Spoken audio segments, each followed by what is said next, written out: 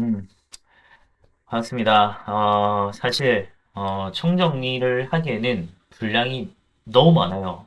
그래서 우리 수업 시간에는 진도를 빼고 뭐 수행평가하고 한다고 사실 총정리를 할 시간이 없었고, 그리고 이번에는 총정리를 하긴 좀 어렵겠다라고 생각을 하고, 그냥 넘어갈까 했는데, 오늘, 저희 반 애들이, 총정리 해달라고, 총정리 안 해주냐고, 예, 뭐 라방을 해라 뭐 이런 얘기 있었는데 그렇게 하긴 좀 어렵고 그래서 아 시간이 얼마나 걸릴지 모르겠는데 빠르게 최대한 빠르게 진짜 총정리 한번 해보려고 합니다. 그래서 음, 진짜 아직 시작 안 했으면 벼락치기라도 꼭 했으면 좋겠고 절대 포기하지 말고 하세요. 벼락치기 할 수 있습니다. 시작해 보겠습니다. 자, 우리 다시 조선 정기로 한번 돌아가 보겠습니다. 돌아가려면 일단 위화도 회군으로 돌아가야겠죠? 일단은 명이 이제 고려에게 천령 이북의 땅을 넘겨달라고 통보를 해요. 그러니까 천령이를 설치한다고 천령 이북의 땅을 넘겨달라고 통보를 했고, 근데 이 땅이 우리가 이제 공민왕 때 아주 어렵게 회복한 땅이었거든요. 그래서 요거를 우리로서 넘겨주기 어려운 상황이었고, 당시 이제 우왕과 그리고 당시 1인자였던 최영이 이제 요동, 넘겨줄 바에 우리 그냥 요동을 쳐버리자라는 걸 이제 계획을 했고, 이성계는 요걸 반대하면서 사불가론 이런 걸 내세우기도 했습니다. 우리 수업 때 뭐 사불가론 얘기 봤었고요. 하지만 결국은 이제 왕이 이제 추진했기 때문에 왕명에 따라 어쩔 수 없이 이제 이성계가 출정을 하게 되죠. 하지만 위화도라고 하는 곳에서 삥 둘러서 돌아오게 됩니다. 근데 이미 이제 군을 돌렸다는 건 왕명을 어긴 상황이었고, 그래서 결국은 이제 수도를 쳐버리고 차영을 제거하고 우왕을 폐위하면서 이제 이성계가 그리고 군사적 실권을 장악했던 사건이 바로 위화도 해군이다라는 걸 보면 되겠습니다. 자, 사불가론 우리막 얘기했었고요. 자, 여기 위화도 여기가 아주 중요한 의미가 있는 게 여기를 팍 넘어가면 바로 이제 요동인데 그냥 안 넘어가고 그대로 국경을 넘지 않고 돌아왔다. 네, 그래서 제일 먼저 한 개혁이 바로 신진사대부를 위한 토지 제도를 개혁하는 것이었습니다. 일단 당시 상황을 조금 보면 검은세족이 불법적인 농장을 굉장히 많이 갖고 있었어요. 그래서 여기저기 막 굉장히 큰 산천을 경계로 할 정도로 굉장히 넓은 농장을 갖고 있어서 신진사대부들에게 경제적인 기반을 좀 마련해 줄 필요가 있었고요. 그래서 이제 과전법이라고 하는 걸 시행을 하게 됩니다. 과전법과 우리 직전법, 우리 막 비교해서 봤었는데, 과전법 같은 경우는, 과전법부터 먼저 볼게요. 과전법 같은 경우는 전현직, 관리에게 전부, 이제 토지 자체를 주는 게 아니죠. 수조권, 토지에 대한 수조권을 이제 제공을 하는 게 과전법이라면, 근데, 이게 경기도 땅에 한정해서 주는 거거든요. 근데 그러다 보니까 사실은, 시대가 점점점 흘러갈수록, 뭐, 전현직 관리들이 계속 쌓여갈 거 아니에요. 뭐, 현직이야 뭐 똑같이 유지된다고 쳐도, 전직이 계속 쌓여가는 상황이니까, 토지가 계속 부족해져요. 그래서 결국은 이때, 세조 때 와서, 전현직한테 주던 것들을 이제 전직은 빼버리고 현직에게만 주도록 바꾸는 직전법을 시행하게 됩니다. 그래서 우리 그것도 이제 과정법 할 때 같이 받으면 아주 좋을 것 같고요. 그리고 이 상황에서 이제 신진사대부가 사실 정치적인 실권을 잡은 상황인데 요때 이제 신진사대부들도 자기들 사이에서 좀 나눠지게 되죠. 그래서 온건개혁파, 급진개혁파 이렇게 나뉘는데 온건은 고려를 유지하자라는 입장이자면 급진개혁파는 왕조 자체를 바꾸자라고 주장하는 사람들이었다라고 보면 됩니다. 온건개혁파는 이색 정몽주 그리고 급진개혁파는 정도전 조준 이런 사람이 해당이 됩니다. 그래서 과정법 아까 얘기했었고요. 그래서 결국은 이제 이성계가 당시 온건개혁파 가장 거두였던 이제 정몽주를 제거한 다음에 국왕으로 즉위하는 하게 되면서 조선이 건국되게 됩니다. 현주교, 이방원 얘기했었고요. 하여가 정몽주의 단신가 얘기했었습니다. 절태로 죽였고요. 조선이 건국. 자, 그래서 조선이 건국이 됐는데 주도 세력은 이제 신흥무인 세력이라고 하는 대표 이성계와 그리고 신진파 사대부 그들 중에서도 이제 급진파 사대부들이 해당이 되겠죠. 그래서 정도전, 조준 이런 사람이 같이 이제 주도 세력이었다라고 보면 되고 그래서 위화도 다시 과정을 한번 보면 위화도 해군을 통해서 정치적 이런 군사적 실권을 다 장악한 다음에 급진파 신진 사대부들 전체 그래서 경제적인 기반 그래서 가정법을 실시하면서 기반을 마련해 줬고 그러면서 이제 신진 사대부가 좀 분화됐는데 이 고려 왕조를 계속 유지하고자 했던 이 영공파 사대부 중에 정몽주 이런 애들을 제거하고 조선을 건국하면서 이제 조선이 건국이 됐지만 아직 수도는 그대로 있었어요. 그래서 새로운 수도가 필요하니까 한양으로 전도하게 되는 이런 상황이 나타납니다. 그리고 왕위 계승 분쟁이 조금 있었죠. 그래서 1, 2차 왕자의 난을 거치면서 이제 이방원이 태종으로 즉위하게 됩니다. 그 사이에 사실 정종이 있죠. 태정, 태세, 문단세 이렇게 이어지니까 그리고 태종 이방원이 이제 잠시 자기 형을 좀 앉혀뒀다가 허수아비로 자기가 이제 물려받는 형태로 이제 왕으로 즉위하게 되죠. 그래서 태종이 됩니다. 조선은 고려랑은 좀 다르게 양반 관료 중심 사회였다라는 걸 좀 볼 수 있겠고 그리고 유교적인 이상 정치, 왕도 정치, 왕도 정치라고 하는 건 뭔가 이제 강력한 힘, 뭐 군사력, 무력 이런 걸로 이제 정치를 하는 게 아니고 덕으로서 아주 유하게 정치를 한다, 이런 성략적 관점으로 아주 백성을 소중하게 하고 민본주의 이런 걸 이제 얘기하는 게 왕도 정치와 연관이 있다라고 보면 됩니다.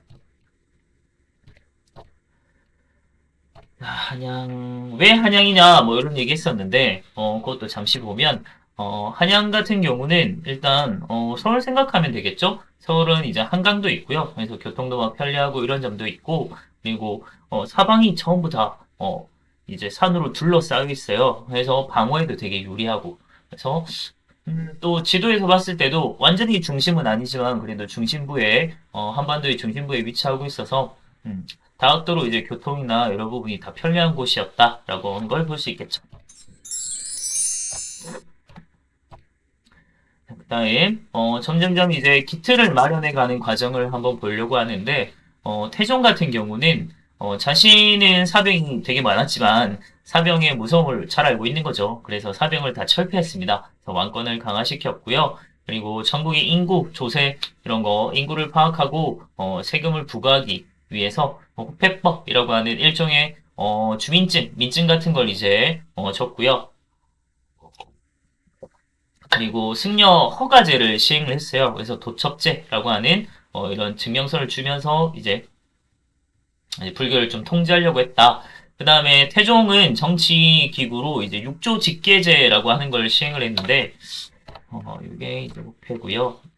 요걸 조금 우리 조선의 기본적인 통치 체제는 의정부 서사제예요. 근데 태종이랑 그리고 세조만큼은 이제 육조 직계제를 시행을 했는데 의정부 서사제가 굉장히 왕권과 신권을 조화시키는 이런 구조라면 육조 직계제는 왕권을 굉장히 강화시키는 점이 있어요. 그게 왜 그런지 한번 보면 자, 기본적으로는 왕 있고 그 아래 이제 의정부. 이 의정부는 영정, 의정, 좌의정 이렇게 세 명의 삼정승이라고 한 사람들이 같이 이제 뭔가 안건이 올라오면 심의 의결하고 해서 왕에게 올려보내면 왕이 이제 그걸 또 결정을 하고 의정부에서 다시 이제 육조에다가 세부적인 지시사항을 내려주는 이런 이제 형태로 이루어지는 겁니다. 그러니까 의정부는 이제 중요 국정을 총괄하는 부서라면 육조는 이제 행정 실무를 이제 담당하는 지금의 행정부처 같은 데들이에요. 그런 이제 구조인데 태종이랑 세조 같은 경우는 이게 조금 고가운 거예요. 왜냐하면 의정부가 굉장히 중심이 되는 거예요. 말 그대로 이제 의정부 소사제는 의정부가 이제 중심이 된다 이런 뜻이니까 그게 싫은 거죠. 우리 왕권을 강화해야 된다. 뭐 이게 누구의 나라냐, 이씨의 나라냐, 뭐 이런 얘기, 막 김씨의 나라냐 이런 얘기 할 정도로 왕권을 굉장히 이제 생각했던 사람들인데, 그래서 이제 의정부를 거치지 않고 육조에서 다이렉트로 바로 올려보내는 거예요. 그래서 다이렉트로 바로 연결이 된다 이런 뜻입니다. 그래서 육조에서 바로 왕으로 올려보내면 왕이 그냥 바로 결정해서 육조 바로 내려보내는 의정부를 허수아비 만드는 이런 구조죠. 그래서 정승에 의한 정치가 아니고 왕이 통치하는 진짜 왕국 이런 형태가 되는 거죠. 자, 그런 걸 이제 육조 직계제라고 생각하면 되고요. 그리고 우리가 흔히 생각하기는 좀 어렵지만 세종이 그래도 심구를 설치했던 왕이기도 했습니다. 그 다음에 그 아들은 바로 세종이죠. 우리 정말 그레이트 킹 대왕 하면 딱 세종 생각할 정도고 우리 존경하는 인물 하면 항상 1티어에 해당되는 게 바로 세종이잖아요. 이제 세종 같은 경우는 이제 집현전 설치해서 이거는 이제 학술 연구 기관이기도 하고 국가정책연구 및 수립을 하는 그런 곳이었고 여기를 통해서 이제 후민정음을 창제했다. 뭐 혼자 창제했다. 뭐 여러 가지 말이 많은데 요즘에는 이제 혼자 세종이 몰래 창제했다는 게 더 맞는 얘기인 것 같습니다. 왜냐하면 집현전에 뭐 부제학, 채만리를 비롯하여 많은 이제 양반들 그리고 많은 선비들이 유생들이 후민정음 창제에 반대를 한 걸 보면 세종이 몰래 만든 게 맞지 않나라는 게 좀 생각이 듭니다. 그리고 사실은 태종 때 아주 강력한 왕권을 만들어 뒀잖아요. 그래서 세종 때는 의정부 서사제를 통해서 의정부의 기능을 좀 회복시켜주고 그리고 왕권과 신권의 조화가 가장 잘 이루어졌던 때가 바로 세종인 때가 아니냐 이런 생각이 듭니다. 그리고 뭐 과학기술 발달, 영토, 사군육진 확장 한 게 또 세종이고요. 그래서 우리 지금의 국경선을 확보한 게 바로 세종 때입니다. 그리고 뭐 농업 중시 요거는 나중에 우리 또 한번 볼 겁니다. 책 나올 때. 자, 그 다음에 이제 세종이 자신의 아들 문종에게 물려줬고요. 문종이 금방 죽으면서 이제 어린 단종에게 물려줬는데 이때 이제 재상이 특히 김종서, 뭐 황보인 이런 이제 사람들이 정치적 실권을 장악하게 되면서 왕권을 다시 되찾겠다라면서 이제 세조가 정변을 하게 되는 그런 상황이 나타나게 됩니다. 하... 나라 말씀이 둥기게 달아 서로 사마티 아니할세. 그 다음에 세조 같은 경우 정변을 통해서 이제 왕이 됐는데 그래서 반대파들을 다 제거를 했고요. 세조의 원래 목표는 이제 왕권을 강화하는 거였다. 그래서 집현정, 경연 이런 거 다 폐지시켰고요. 다시 육조 직계제를 시행했던 사람이 세조이기도 합니다. 앞서 말했던 이제 직전법을 실시한 왕이기도 하고요. 그리고 경국대전을 처음 이제 편찬을 시작했던 사람입니다. 그리고 그걸 완성시킨 건 바로 성종때죠.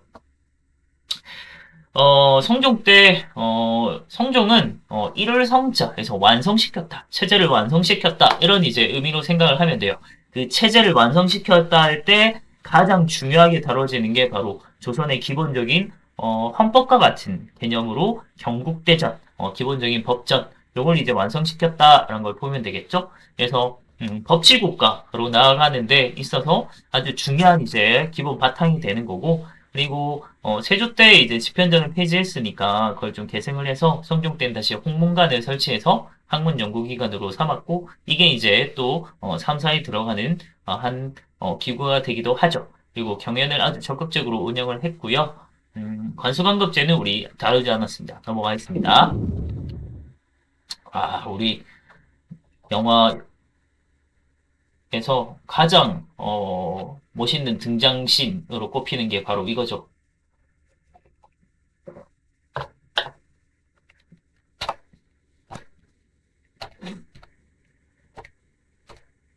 그 다음에 이제는 중앙정치기구를 조금 봐야 될 것 같아요. 가장 우리 앞서도 봤지만 삼정승의 합의에 따라 정책을 심의 결정, 국정을 총괄하는 기구는 바로 의정부이고 그 아래 이제 행정실무를 담당하는 2호 예병현공 이렇게 6조가 있습니다. 그리고 3사는 이제 언론기관을 담당하는 거고 고려 때는 언론기관이 없었죠. 없었고 대신 대간이라고 하는 제도가 운영이 됐는데 조선 때 오면 요 삼사라고 하는 기구가 생겨납니다.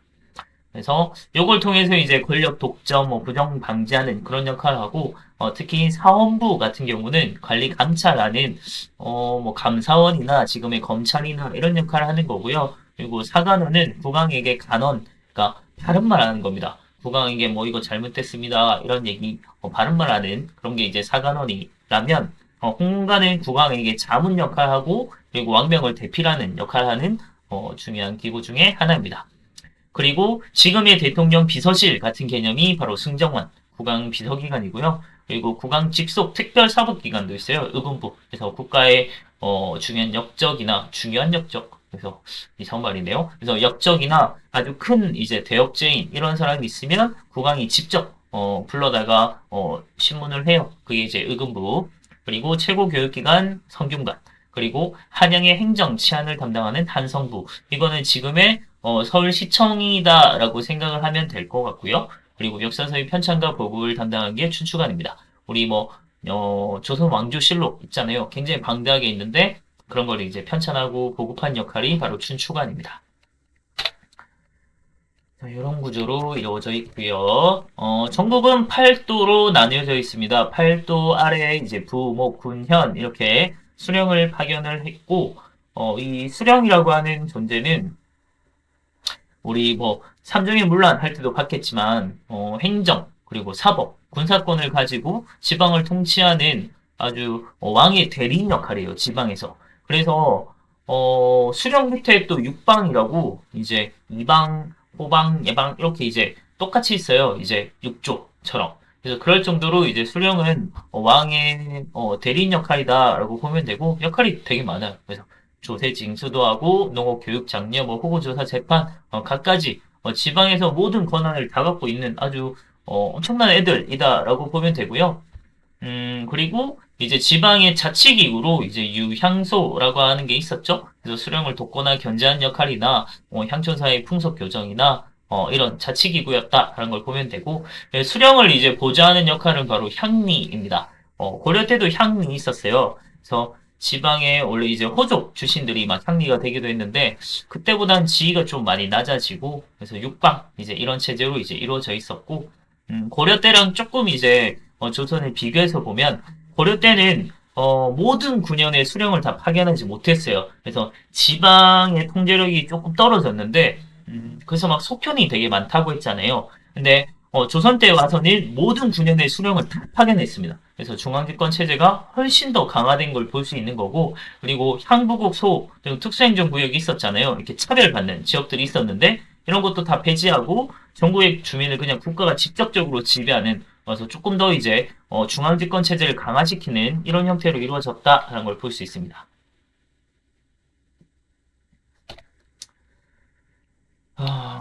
그다음에 군사제도는 기본적으로 이제 양인이라고 하는 사람들이 이제 군역을 치르게 되는데 노비제고요. 양반도 면제되고요.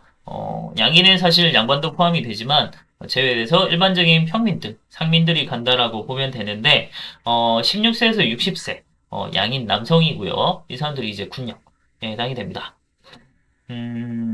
그리고 중앙부는 오비 체제로 돼 있고요. 지방부는 뭐 각가지 절도사 이렇게 파견하기도 하고 하는데, 그리고 일종의 예비군 형태로 뭐 잡색군 이런 것도 있었습니다. 이거는 넘어가도 될 것 같고요. 다음 교통통신제도, 국경 지역의 위급을 알리는 봉수제도 있었고요. 그리고 조은제도, 그리고 수행평가도 있었는데요.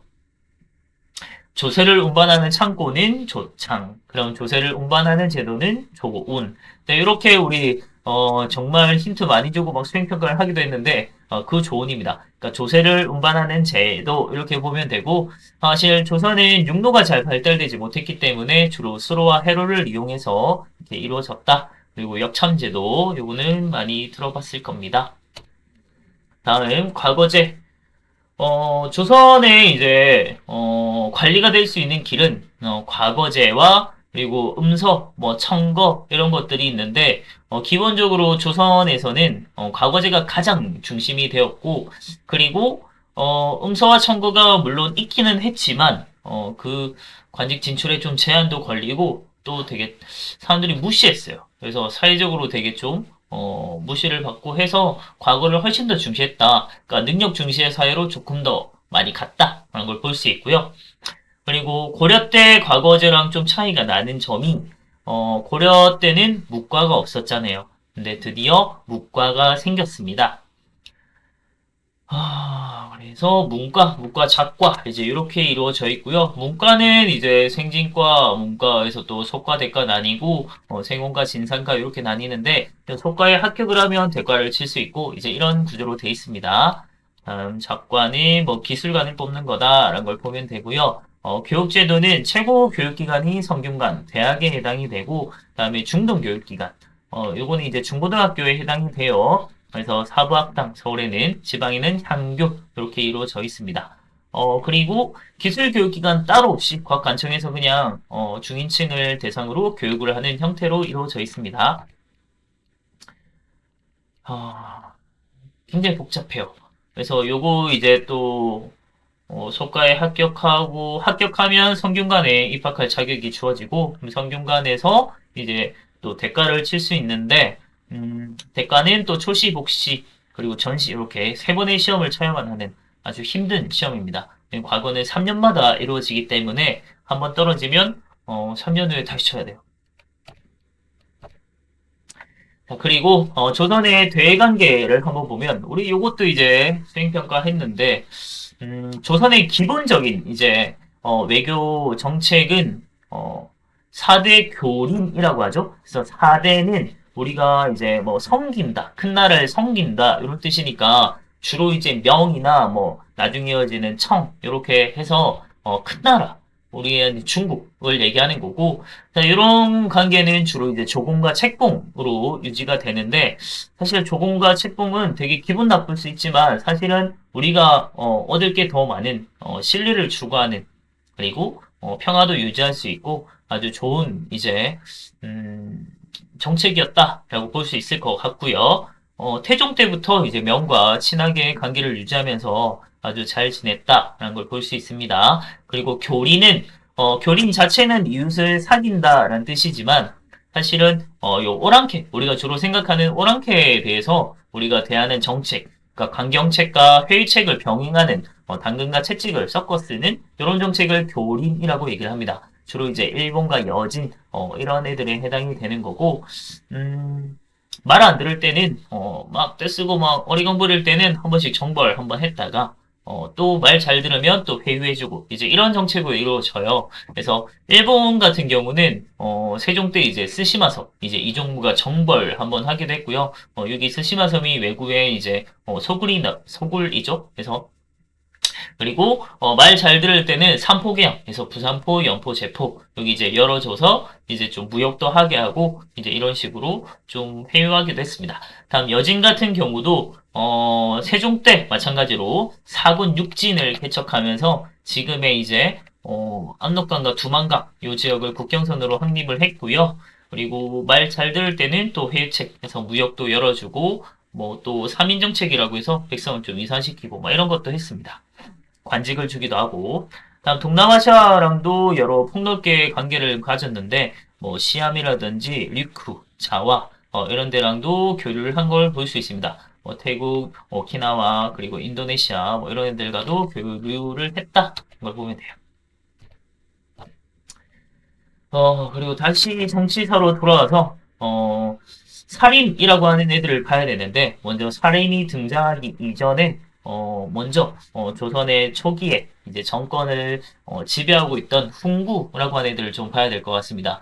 그러니까 조선을 건국했던 공신 세력 거기에 또 세조의 집권에 적극적으로 참여했던 공신 세력 이런 사람들이 이제 주로 이제 훈구라고 불리는 애들인데 얘들은 주로 중앙 집권이랑 부국강병을 좀 추구하던 애들이었다라고 보면 되고, 그래서 어쩌면 훈구들이 요 조선 초기에 문물 제도를 정비하는 데 굉장히 주도했던 세력이기도 합니다. 그리고 살인 같은 경우는 그 뿌리를 한번 찾아가 보면 고려 말 때 조선 건국을 반대했던 사대부, 그러니까 온건파 사대부의 학풍을 계승한 애들이라고 보면 되고, 아무래도 지방에 좀 머물다 보니까 좀 향촌 중심의 정치 운영 이런 걸 강조하게 되죠. 그래서 막 향약이라든지 막 서원이라든지 막 이런 것들을 막 지방에서 많이 하게 됩니다. 그리고 사림이 이제 결국 정계를 진출하게 된 건 성종이 궁구 세력을 좀 견제하기 위해서 김종직을 처음 등용을 했고, 그래서 사림을 막 등용하기 시작하면서 주요 관직은 좀 어렵고 처음엔 언론 3사 이제 막 등용을 하면서 언론 활동을 통해서 훈구 세력을 막 비판하면서 훈구 세력의 대척 세력으로 이제 성장을 하게 됐다라고 보면 됩니다. 자, 그러다 보니까 사실 훈구가 기존에 원래 권력을 잡고 있던 애들이고 사립은 이제 성장하는 새로운 세력이잖아요. 그래서 훈구가 가만히 당하고 있지 않겠죠. 그래서 훈구 세력이 사림을 아주 크게 공격해서 살인들이 엄청 화를 입은 사건. 이걸 이제 사화라고 합니다. 그래서 사화는 우리 네 개 있다고 했잖아요. 그래서 이 사화는 사화의 이제 명칭하고 그리고 당시 일어났을 당시의 왕이 누군지 그리고 이유가 무엇인지 이렇게 이제 좀 알고 있으면 되는데 성종 때까지는 훈구랑 사림이 좀 세력을 균형을 이루는 형태였다면 성종이 아무래도 사림을 받쳐줬으니까 근데 연산군 때 오게 되면 음, 좀, 두 번의 사화가 이어지게 됩니다. 그래서 첫 번째가 이제 무오사화, 그리고 두 번째가 갑자사인데, 무오사 같은 경우는, 김종직의 조이제문, 이게, 이제 세조를 좀, 비난했다라고 이제, 훈구 쪽에서 이제 좀 정치적으로 만든 거죠. 그래서 이제, 관련됐던 살인들, 김종직을 비롯해서 살인들을 이제 다 처단한 거고, 일단 갑자사 같은 경우는 사실 연산군의 생모였던 패비윤씨 사사 사건 이제 요때 관련됐던 살인들 살인뿐만이 아니고 훈구들도 굉장히 피해를 많이 입었던 사건이 갑자사화입니다. 그래서 이런 것 때문에 결국은 이제 연산군이 쫓겨나죠. 중종반정으로 폐위가 되게 됩니다.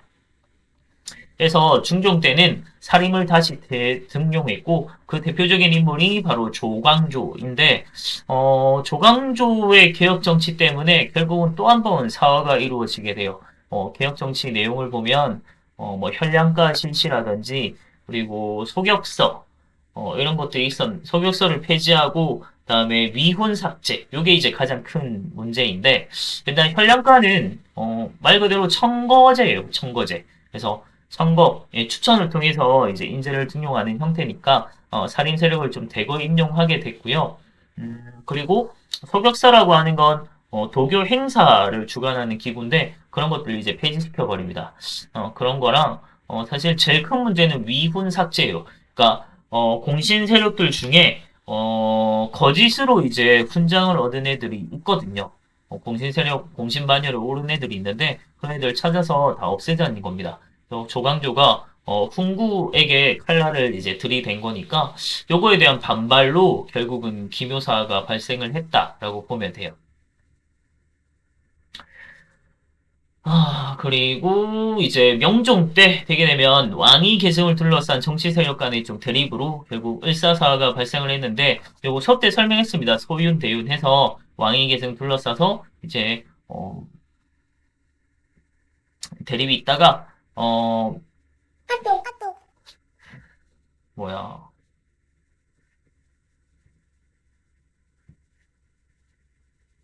음, 그래서 결국 이제 왕위 계승을 둘러싼 정치 세력 간의 대립이었다라고 그냥 생각하면 될 것 같아요. 그래서 을사사가 발생을 하면서 좀 문제가 있었고 명종 때 좀 문제가 많았던 것 같아요. 그래서 이때 대표적인 인걱정의 난이라든지 그런 하층민들의 저항이 좀 있었다라는 걸 볼 수 있습니다.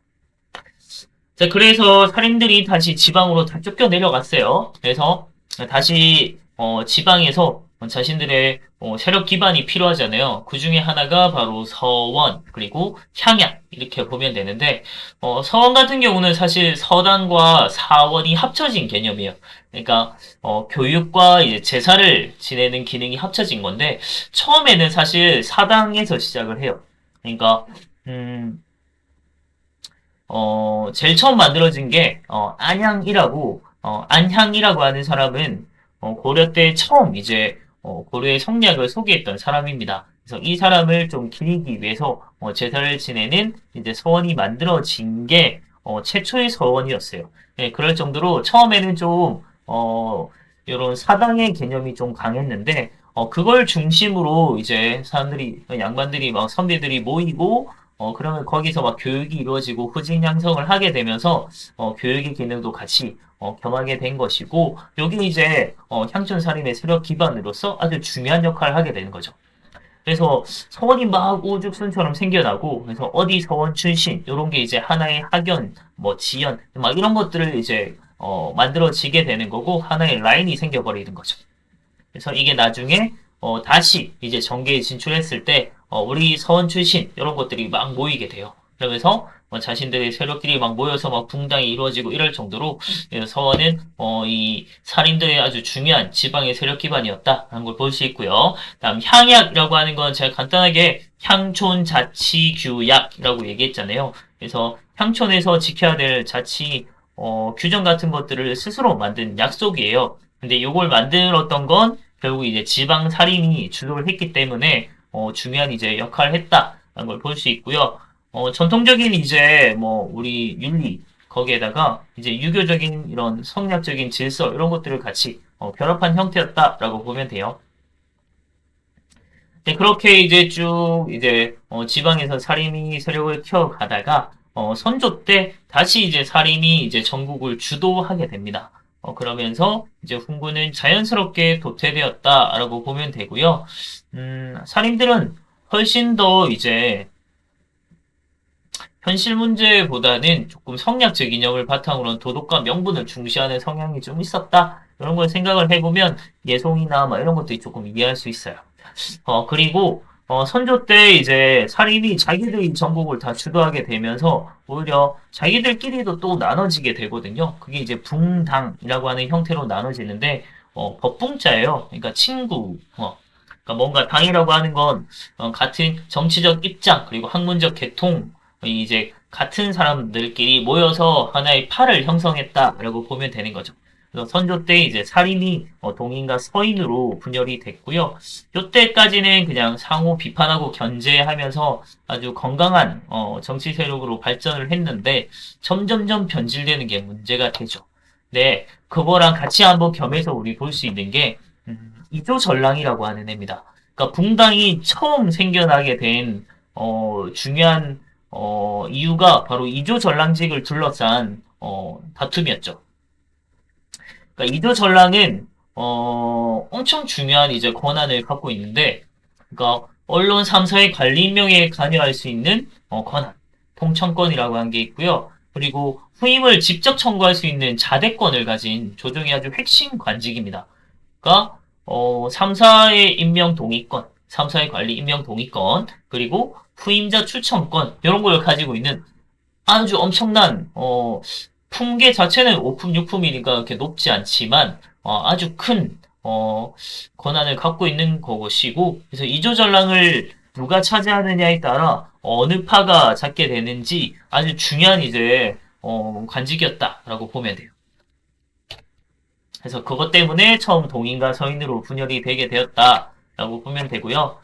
요거 우리 간단하게 보면, 이 동인과 서인이 이제 쭉 가다가, 결국 동인이 또 한번 나눠지게 되죠? 그래서 북인, 남인, 이렇게 나눠지게 되는데, 요게 나눠진 게 된 거는, 서인은 이제 정렬이 모반 사건, 이제 요것 때문에 서인을 어떻게 처리할 것이냐를 놓고, 북인과 남인으로 나눠지게 됐고, 북인은 서인에 대해서 아주 적대적인 애들, 남인은 조금 더 이제 온건파였다고 보면 되는데, 그러다가 이제, 임진왜란이 딱 터지면서 광해군 때 같이 막 의병하고 했던 북인이 처음 이제 정권을 잡았다가 결국은 이제 인조 반정으로 이제 광해군이 쫓겨나잖아요. 쫓겨나면서 그때 이제 서인이 같이 인조랑 정권을 잡게 되고 남인이랑 좀 연합을 하는 형태로 이루어집니다.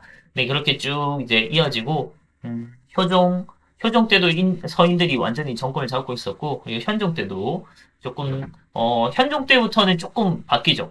예송이 막 일어나면서 예송이 1차, 2차 이렇게 나눠지잖아요. 그래서 서남 이렇게 서인이 처음 1차 때 이겼고 두 번째 이제 2차 때는 남인이 이제 이기게 되면서 남인이 좀 주도하는 형태로 가다가 또 이제 그다음 숙종 때 오게 되면 이제 황국이라는 게 나타나면서 세 번이나 뒤바뀌잖아요. 그래서 1차 이제 예송부터 보면 서남 이렇게 잡았다가 황국이 세 번 있으니까 남, 서 이렇게 결국은 서인이 남고 나머지는 다 사라지는 이런 상황이 나타납니다. 그래서 서인이 이제 거의 뭐 독주 체제로 가게 되는데 그러면서 자기들끼리 또 나뉘어요. 그래서 노론, 소론 이렇게 나뉘게 되는데 요거는 또 숙종 때 또 왕이 다음 왕위를 잇는 왕위 계승 분쟁과도 좀 관련이 있죠.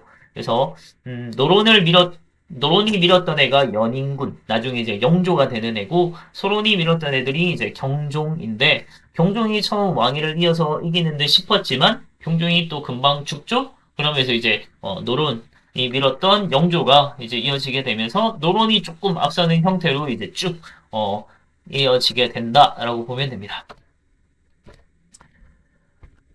성리야. 이거는 넘어가고요. 요거는 우리 교과서랑 조금 다르긴 한데, 조금 이제, 중요한 것들을 같이 한번 보면, 역사서는 뭐, 동국통감이라든지, 아니면 조선왕조실록, 이런 것들, 편찬한 걸 볼 수 있고, 그리고 조선 초기는 윤리의례서, 이런 것들이 많이 만들어졌는데, 음, 백성들에게 좀 유교적인 이념이나 이런 거 보급하기 위해서 상강행실도 이런 걸 이제 펴내기도 했고, 다음에 왕실 행사랑 관련된 건 이제 국조 오레이 이런 게 있었죠. 그리고 지리서 같은 경우나 뭐 동국여지 승남이나 이런 것들, 그리고 지도는 혼일강리 역대국도 지도 이런 게 있었습니다. 자, 그리고 훈민정음 창제한 거 우리 뭐 이미 얘기했으니까 알 수 있지만 백성들이 억울한 걸 좀 풀어주기 위해서 말을 좀 문자를 알려주려고 했다라는 걸 볼 수 있겠고 이게 결국은 이제 민족문화 발달에 아주 바탕이 되면서 중요한 역할을 했는데 제일 처음 펼쳐낸 게 이제 용비어천가였다라는 걸 볼 수 있고요.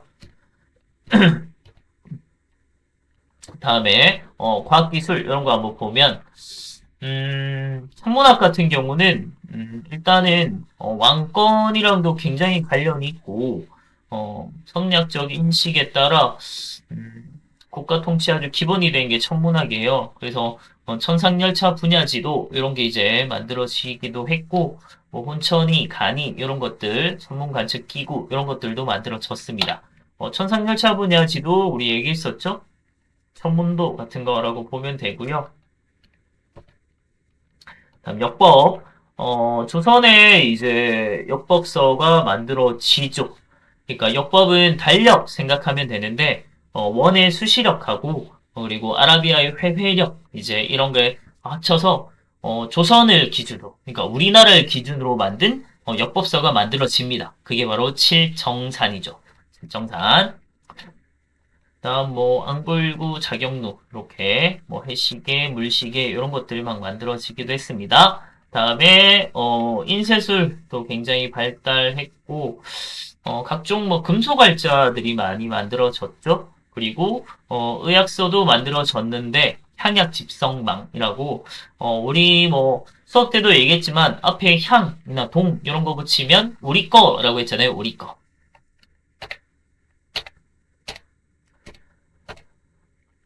그다음은 농업 같은 경우는 세종 때 뭐 출국이 보급해서 뭐 강우량을 측정하기도 했고요. 그리고 농업 서적, 농사 직설이라고 하는 것도 편찬을 했습니다. 그래서 이게 뭐 아까 이제 향약 집성방 같은 것도 마찬가지인데 사실 뭐 의학서나 아니면 뭐 이런 농업서적이나 이런 것들이 사실 다 처음에는 다 중국을 통해서 들어오게 됐는데 그게 다 우리나라에 잘 안 맞아요. 그래서 우리나라에 맞는 약에서 향약 집성방 이제 이런 걸 만들었고 다음에 농사직설은 우리나라에 맞는 농사 방법을 정리한 거죠. 지국이고요. 요거는 뭐 공법인데 넘어가도 될 것 같습니다. 문학은 뭐 굳이 뭐 조선 초기에는 좀 회화들이 전문적인 하원이나 사대부 그러니까 양반 중심의 문화가 좀 발달하다 보니까 뭐 안견의 목류도원도라든지 아니면 산수화라든지 아니면 사군자 대표적인 그림이 이제 강희안의 보사관수도 이런 것들이 있고요. 여기에는 분청사기 이런 게 막 만들어졌습니다. 이게 목류도원도 그리고 이거는 뭐 넘어가도 될 것 같고요. 다음에 신분제 한번 보면 조선은 기본적으로 양천제예요. 그래서 양인과 천민으로 실제 법적 이제 신분은 두 개밖에 없어요. 두 개. 근데 실제 이제 신분 구조는 양반, 중인, 상민, 그리고 천민 이렇게 해서 네 개의 신분으로 구분이 된다라고 보면 될 것 같고요. 그래서 일단 양반은 진짜 뭐 모든 특권을 다 가진 애들이라고 보면 되겠죠? 그리고 중위는 약간 양반도 아니고 그렇다고 해서 상민도 아닌 그 사이 진짜 애매한 애들이에요. 그래서 양반보다 좀 낮은 지위의 중간 지배 계층이라고 보면 되고요. 주로 이제 향리나 아니면 서울 이제 이런 애들이 중인에 해당이 됩니다.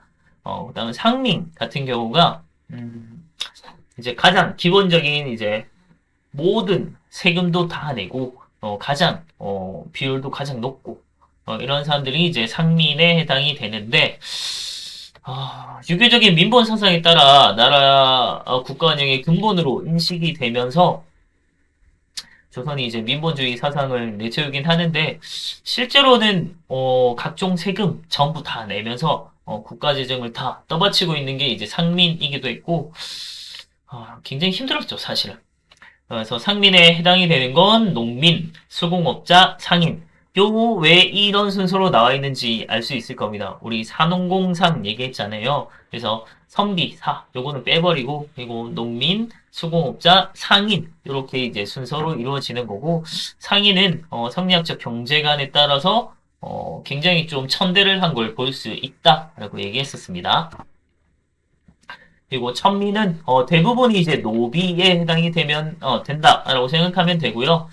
신분을 세습하게 되고 그리고 기본적으로 뭐 사람으로 취급한다기보다는 그냥 재산으로 취급을 합니다. 그리고 특수직역 종사자 뭐 백정이나 무당이나 창기나 광대 이런 사람들도 다 천민에 해당이 되고요. 다음 외란 한번 보겠습니다.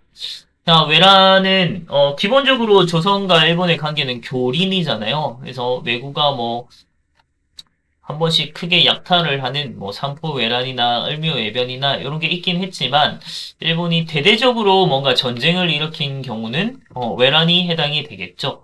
근데 외란이 일어났을 때가 1592년이고 조선이 건국된 건 1392년인데 요 사이엔 아주 큰 전쟁이 없다 보니까 조선은 사실 전쟁에 대해서 대응책이 아주 미흡한 상황이었고 국방력도 좀 많이 약화돼 있습니다. 우리 뭐 삼정의 문란도 할 때 뭐 삼정에 관해서 막 얘기했잖아요. 그럴 때 이제 전세 얘기할 우리 그 조세제도 얘기할 때도 뭐 군력 같은 얘기 막 했었는데 군대 가는 대신에 그냥 군포 내버리고 이러잖아요. 그래서 실질적으로 전쟁이 났을 때 전쟁을 직접적으로 가담해서 막 할 수 있는 사람들이 좀 없었죠. 군사훈련도 제대로 받지 못했고. 자, 그래서 국방력이 매우 약화된 상황에서 붕당 막 이런 거 일어나면서 지배층은 약간 분열돼 있는 이런 상태였고 그래서 또 전쟁에 대해서 별 생각을 못 가지고 있는 이런 상황이었는데 일본 같은 경우는 외란이 일어나기 전에 100여 년 동안 이제 전국시대라는 걸 거치면서 이제 아주 전쟁에 대한 경험, 그러니까 전투에 대한 경험 이런 것들이 아주 말레비돼 있는 상태였다라고 보면 되겠죠. 그래서 도요토미 히데요시가 전국 시대를 통일하면서 사실은 평화의 시대가 오다 보니까, 다이묘들이 굉장히 불만이 컸어요. 그래서 그런 국내 불평 세력에 관심을 좀 분산시키고, 대륙 진출하겠다. 그래서 명을 치겠다라는 걸 이제, 구실로 삼아서 정명가도를 내세워서 침략을 하게 되죠. 그래서 제일 처음 첫 전투가, 부산진 전투였고, 그때 전원전사, 그리고 그날 바로 오후에 동래성까지 바로 함락이 되면서 왜군이 쭉쭉쭉 치고 올라가는데 충주에서 탄검대에서 신립이 실패하게 되면서 한양으로 그냥 곧장 다이렉트로 쳐들어가게 되는 거고요. 그래서 한양이 함락되기 전에 이제 선조는 의주로 피란을 가게 됩니다. 백성 다 버리고. 그 다음 이제 비어져 있는 한양에 왜군이 무혈 입성하게 되었다라고 보면 되고요. 평양 한경도까지 쭉 진출하면서 일본에 의해서 거의 점령을 당할 뻔했는데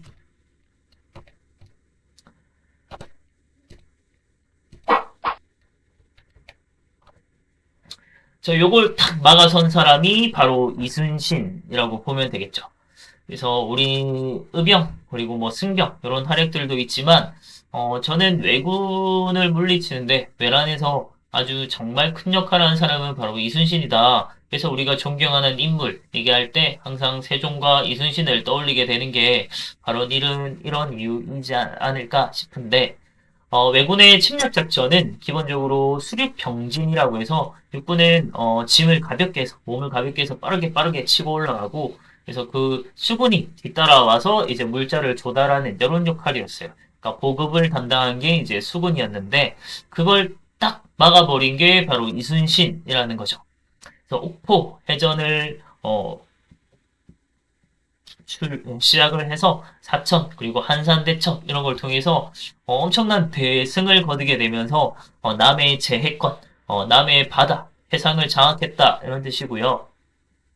그래서 우리나라 곡창지대가 이제 전라도 이쪽 지역이죠. 그래서 이 지역의 곡창지대를 보존할 수 있으면서 일본의 보급로를 차단하게 되는. 그래서 결국 전쟁이라고 하는 것도 사람이 하는 거기 때문에 제대로 먹지 못하고 무기나 이런 것들이 제대로 보급되지 않으면 제대로 싸울 수가 없어요.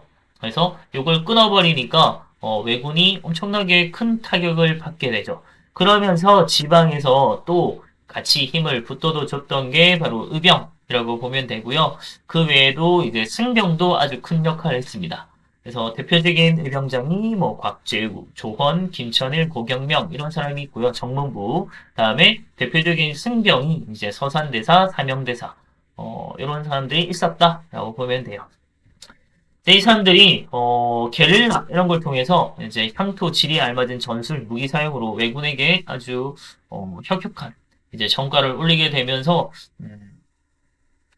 우리 결국 이제 승기를 점점점 가져오게 되었다라고 보면 됩니다. 그래서 정말 많았어요. 의병과 또 승병. 이순신 원래 이렇게 생겼답니다. 충파 그리고 의병 요거는 패러디 한 거고요. 그리고 자 그러면서 이제 전쟁의 반전이 일어나게 된 건데 수군과 의병의 활약에다가 결국 명예의 원군이 도착을 하게 됐고요. 그래서 조명연합군이 편항성을 탈환하게 됩니다. 그러면서 관군들도 아주 큰 승리를 가져오게 된 것이 이제 김시민의 진주대첩이라든지 건율의 행주대첩 이런 걸 통해서 이제 일본이 점점점 밀려서 후퇴를 하게 돼요. 그래서 다시 경상도 해안 일대로 쭉쭉쭉 밀려서 내려와서 자기들이 좀 불리해지니까 휴전을 제의하게 됩니다. 그래서 휴전을 쭉 하다가 결국은 3년간의 휴전회담이 결렬되면서 1597년에 왜군이 재침략을 하게 됐고요. 요걸 이제 정류재란이라고 얘기를 합니다. 그래서 이순신이 또 마찬가지로 여기서 명량에서 큰 승리를 가져왔고 마지막 전투 노량해전에서 큰 승리했지만 이순신은 안타깝게도 생을 마감하게 되죠. 자, 근데 일본도 도요토미 히데요시가 또 사망을 하게 되면서 결국 왜군이 본국으로 철수하게 됩니다. 그래서 1598년에 왜라는 결국 끝나게 되죠. 그래서 1592년부터 1598년까지 아주 긴 전쟁이 막을 내리게 됩니다. 아, 나의 죽음을 적에게 알리지 마라. 네. 그래서 결과를 한번 보게 되면, 나라별로 한번 나눠서 볼게요. 조선은 이제 완전히 국토가 황폐화됐고, 인구도 굉장히 많이 줄었겠죠. 그래서 정부 재정도 굉장히 궁핍해졌고, 또 한편으로는 너비 문서가 많이 소실되기도 하면서 신문제가 동요되는 모습도 나타나고요. 양난 이후에 우리 봤었습니다. 이거 문화재 손실도 굉장히 컸죠. 불국사, 경복궁, 그리고 사고, 역사책 창고죠. 그리고 많은 문화재들 약탈당하고 도공이나 많은 기술자들이 막 끌려가게 됩니다. 그리고 정치 군사제도의 변화가 나타나는 게 양난 이유는 비변사라고 하는 게 강화된다고 했죠. 그리고 뭐 전쟁 중에 훈련도감이라고 하는 게 설치되면서 군사제도에도 변화가 있었다라는 걸 볼 수 있고요. 그다음 일본 같은 경우는 도요토미 히데요시가 죽고 나서 새롭게 에도 막부가 성립이 되었고 토쿠가와 이에야스가 정권을 잡게 됩니다. 그리고 일본은 전쟁에서 결국 실패하긴 했지만 실패가 아니고 오히려 큰 경제적인 이점이나 문화적인 이점을 얻게 된 게 조선의 많은 문화재랑 선진 문물을 도입하게 되면서 엄청난 발전을 이룩하게 됩니다. 그리고 중국 같은 경우는 명이 안 그래도 쓰러져 가고 있다가 이제 결국 쇠퇴하게 됐고 여진족이 성장하면서 누라치가 이제 완전히 부족을 통일하고 후금을 세우게 되는 그런 바탕이 되기도 합니다. 자, 일본과 우리가 결국 관계를 회복하게 되는데, 에도 막부에서 국교를 재개해달라 요청을 했고, 그래서 유정, 사명대사가 가서 조선이 막 포로 송환을 해오고 하면서 동네 외관도 설치하고 통신사를 파견하기도 합니다. 그래서 약 200년간 시대에 걸쳐서 통신사가 파견이 됐는데, 조선의 우수한 문화를 일본에 전파하는 역할을 했죠. 그리고 이제 광해군 한번 보겠습니다. 자, 외란 이후에 국제 정세를 한번 보면 조선과 명은 국방력이 엄청나게 약화된 상황에서 누라치가 여진족을 통일하면서 후금을 건국하게 됐고 너무나도 세력이 커지게 되면서 명과 조선을 압박하는 이런 상황에서 왕이 조선의 왕은 바로 광해군이었는데 광해군은 이제 전쟁 때 이제 전쟁 일어났을 때도 한창 전쟁을 수행하는데 굉장히 큰 노력을 했고 전쟁이 끝난 이후엔 또 전후 복구 사업을 해야 되잖아요. 그래서 새롭게 토지 대장이랑 호적을 작성을 해서 이제 어 세금을 또 새롭게 걷어야 되니까 이런 것들을 이제 좀 노력했고 또 대동법 이제 실시했던 게 광해군 때이기도 합니다. 이거 나중에 다시 한번 볼 거고요. 여러 가지 뭐 국방 강화 이런 것도 했고 동의보감을 보급했던 게 이제 광해군 때이기도 합니다. 그리고 광해군의 아주 중요한 업적이자 그리고 인조 반정의 중요한 원인 중 하나가 바로 중립 외교잖아요. 그래서 명은 쇠퇴하고 있고 여진족의 후금은 점점점 커져가고 있는 상황에서 이제 후금이 명의 전쟁을 선포하게 되니까 명은 조선에 우리도 너희 도와줬으니까 너희도 우리 도와달라 라면서 이제 조선에 출병을 요청하게 됐고 당시 많은 논쟁이 있었지만 결국은 이제 명의 요구에 따라 이제 출병을 하게 되죠. 그래서 강홍립이라고 하는 장군을 보내서 이제 출병을 했는데 대신 출정할 때 이제 몰래 편지를 하나 주죠. 밀서를 하나 주는데 그 내용에 보면 출정은 하되 후궁군을 만나게 되면 절대 무력 충돌하지 말고 그냥 바로 항복해버려라. 우리 백성들을 살려야 된다. 뭐 이런 얘기를 하고 있어요. 그래서 실제로 이제 출병했을 때 이제 후궁군을 만났을 때 실제로 바로 그냥 항복해버린 그러면서 좀 아주 명예도 의리를 지키고 후금에도 좀 비를 거스리지 않는 이제 이런 아주 슬기롭게 대처하는 중립외교를 폈습니다. 그래서 중립외교를 통해서 외침을 피할 수 있었고요. 하지만 결국 명분을 중시하는 살인, 그러니까 서인이죠. 서인 세력의 아주 강력한 반발로 인해서 인조 반정으로 이어지게 되었다라고 보면 됩니다. 그러니까 주요한 원인은 요 외교 정책에 관한 문제가 있었고 또한 이제 강해군이 아주 도덕적 약점에서 폐모살제라고 하는 인목 대비, 그러니까 자신의 뭐 친모는 아니지만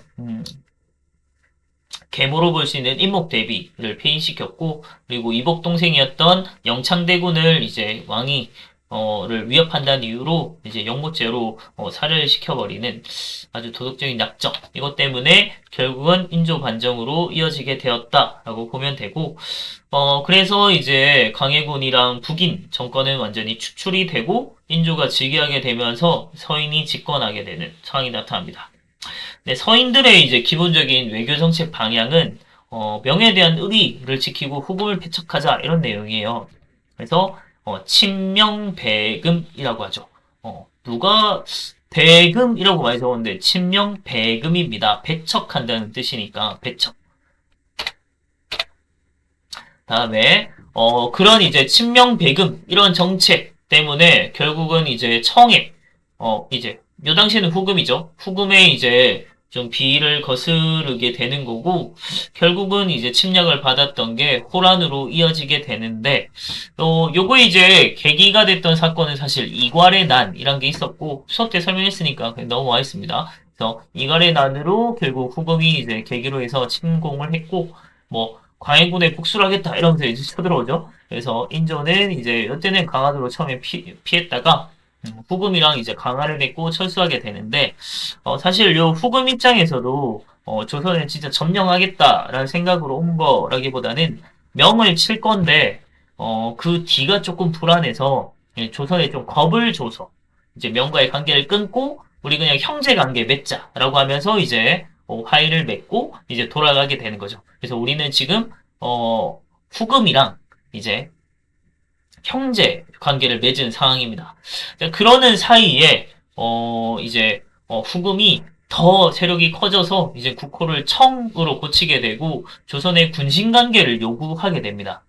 근데 신하가 되어라 이런 얘기인데 당시 조선에서는 이 오랑캐한테 형제 관계도 굉장히 굴욕적인데 신하국이 된 건 도저히 참을 수 없다. 그래서 거절을 하죠. 그래서 이것 때문에 결국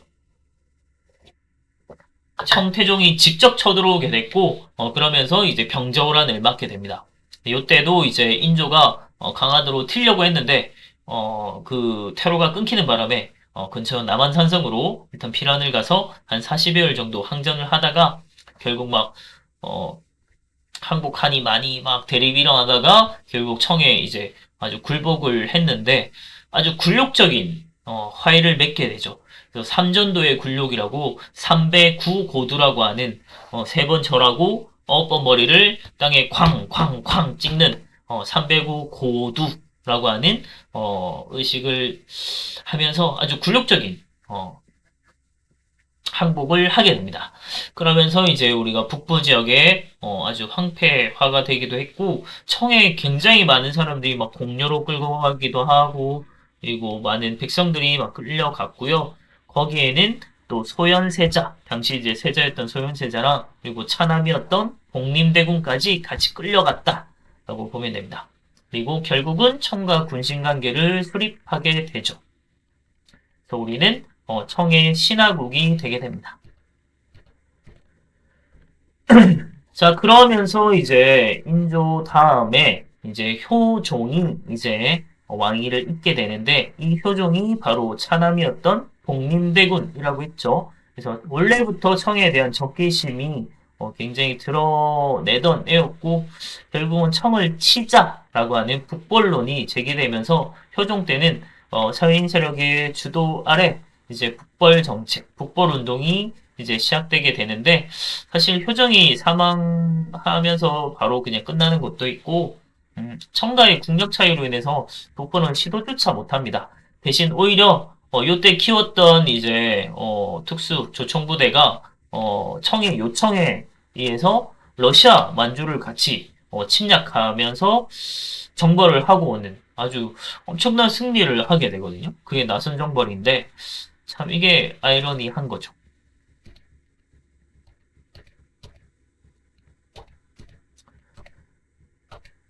와씨 전기 끝났습니다.